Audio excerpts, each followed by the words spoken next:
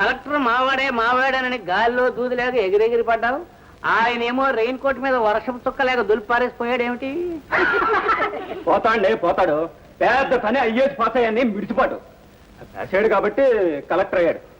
కరెక్టే, పాస్ అయ్యాడు కాబట్టి కలెక్టర్ అయ్యాడు. లేకపోతే నీ సెక్షన్ లో గుమస్తాగాను ఉండేవాడు నీ పక్కనే. సాటిస్ఫైడ్? వచ్చేయండి ఇంకా.